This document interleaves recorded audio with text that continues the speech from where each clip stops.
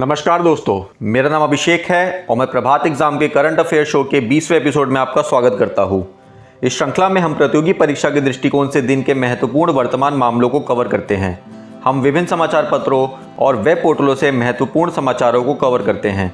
इस current affair show को देखने के बाद आपको किसी भी न्यूज़ पोर्टल पर जाने की या न्यूज़पेपर पढ़ने की आवश्यकता नहीं है। तो चलिए बिना किसी समय को बर्बाद किए आज की वीडियो से शुरुआत करते हैं।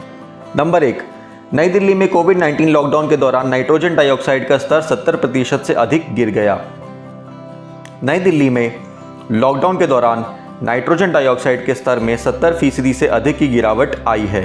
संयुक्त राष्ट्र के एक नीति संक्षेप में मंगलवार को कहा है कि अगर वायु प्रदूषण को रोकने के लिए नीतियों को बढ़ावा नहीं दिया गया तो शहर फिर से खुले तो पर्यावरण लाभ अस्थायी हो सकता है। महामारी के दौरान प्रदूषण और ग्रीन हाउस गैस उत्सर्जन में तेजी से गिरावट आई है। नई दिल्ली में लॉकडाउन के दौरान नाइट्रोजन डाइऑक्साइड का स्तर 70% से अधिक गिर गया। चीन में शहरी क्षेत्रों में 40%, बेल्जियम और जर्मनी में 20% और अमेरिका के विभिन्न क्षेत्रों में 40% गिर गया। नंबर 2, पाकिस्तानी सीमा पर गोलाबारी। अधिकारियों ने मंगलवार को कहा कि पाकिस्तानी सेना ने जम्मू और कश्मीर के पूंछ जिले में नियंत्रण रेखा के साथ आगे के क्षेत्रों में भारी गोलीबारी और मोर्टार गोलाबारी की और भारतीय सैनिकों को जवाबी कार्रवाई के लिए उकसाया। मंगलवार को लगातार 8वें दिन पाकिस्तान द्वारा संघर्ष विराम का उल्लंघन किया गया। अधिकारियों ने कहा कि पिछले हफ्ते पाकिस्तान के सैनिकों द्वारा संघर्ष विराम उल्लंघन की 20 से अधिक घटनाएं हुई हैं। रक्षा प्रवक्ता ने कहा, आज मंगलवार को लगभग 10 बजे पाकिस्तानी सेना ने जिला पूंछ के डिगवार और कस्बा सेक्टरों में LOC के साथ छोटे हथियारों से गोलीबारी करके और बिना किसी रोक टोक के नियंत्रण रेखा उल्लंघन शुरू कर दी। नंबर 3, पंजाब के मुख्यमंत्री ने लाहौर गुरुद्वारे को मस्जिद में बदलने के प्रयासों की निंदा की। पंजाब के मुख्यमंत्री अमरिंदर सिंह ने पाकिस्तान के लाहौर शहर के एक प्रसिद्ध गुरुद्वारे को मस्जिद में बदलने के लिए कथित तौर पर किए जा रहे प्रयासों की निंदा की है। लाहौर में पवित्र गुरुद्वारा श्री शहीदी अस्थान भाई तुरू सिंह जी की शहादत की जगह को मस्जिद में बदलने के लिए मैं कड़ी निंदा करता हूँ, सिंह ने ऐसा एक ट्वीट में कहा। गुरुद्वारा शहीदी स्थान एक ऐतिहासिक तीर्थ स्थल है जहां भाई तारू सिंह 1745 में अपनी आस्था के लिए शहीद हो गए। भारत ने सोमवार को नौलखा बाजार में एक मस्जिद में गुरुद्वारे को परिवर्तन करने के लिए किए जा रहे प्रयासों की खबर पर पाकिस्तान उच्चायोग के समक्ष विरोध दर्ज कराया। नंबर 4, कोरोना वायरस वैक्सीन के आखिरी चरण के ट्रायल शुरू। अमेरिकी बायोटेक कंपनी मॉडर्ना और फार्मा की दिग्गज कंपनी फाइजर ने सोमवार को कोरोना वायरस वैक्सीन के आखिरी चरण के परीक्षण शुरू किए। परीक्षण 30,000 व्यक्तियों पर आयोजित किया जाएगा और कंपनियों को वर्ष के अंत तक पहले टीके लॉन्च करने की उम्मीद है। दोनों टीके उम्मीदवार एक नई तकनीक पर भरोसा करते हैं जो पुराने टीकों की तुलना में तेज़ी से विकास और निर्माण की अनुमति देती है। अमेरिकी सरकार दोनों कंपनियों को वैक्सीन विकसित करने के लिए फंड कर रही है।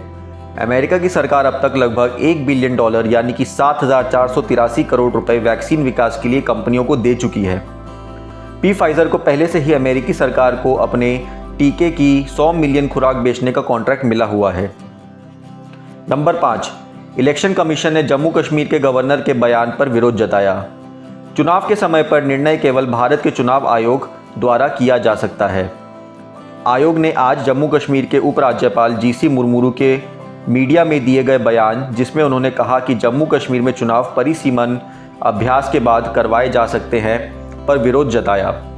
सुरक्षा चिंताओं का हवाला देते हुए निर्वाचित सरकार के ढहने के बाद से जम्मू कश्मीर में 2 साल से चुनाव नहीं हुए हैं। आयोग ने कहा, चुनाव आयोग के अलावा अन्य अधिकारियों के लिए यह उचित होगा कि वे ऐसे बयान देने से परहेज करें जो चुनाव आयोग के संवैधानिक जनादेश के साथ हस्तक्षेप करते हैं। चुनावी कार्यक्रम तय करने वाले कारकों पर विस्तार से चर्चा करते हुए पोल पैनल ने कहा, समय तय करने से पहले आयोग क्षेत्र में क्षेत्रीय और स्थानीय उत्सवों और उत्पन्न स्थलाकृति, मौसम संवेदनशीलता सहित सभी प्रासंगिक कारकों को ध्यान में रखा जाता है। उदाहरण के लिए मौजूदा समय में कोविड-19 एक नया कारक बनकर उभरा है जिसे ध्यान में रखा जाना चाहिए। तत्काल मामले में परिसीमन का नतीजा भी निर्णय के लिए महत्वपूर्ण है। इसी तरह CAPF के परिवहन के लिए केंद्रीय बल और रेलवे कोच आदि की उपलब्धता महत्वपूर्ण कारक है। यह सब आयोग के वरिष्ठ अधिकारियों द्वारा संवैधानिक होमवर्क और संबंधित अधिकारियों के साथ गहन परामर्श के बाद किया जाता है। आयोग स्वयं जहां भी आवश्यक हो संबंधित राज्य के चुनाव का कार्यक्रम तय करता है और सभी हितधारकों के साथ व्यापक विचार विमर्श करता है। आयोग ने चुनाव के समय में अपनी भूमिका पर कहा। दोस्तों, अब समय आ गया है आज के सवाल का। आज का सवाल है कि संविधान के अनुसार भारत में परिसीमन करने के लिए कौन सा प्राधिकरण जिम्मेदार है।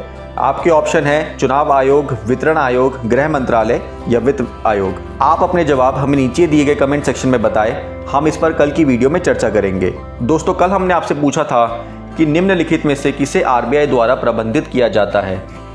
इसका सही उत्तर है ऑप्शन ए, देश की राजकोषीय नीति या फिस्कल पॉलिसी।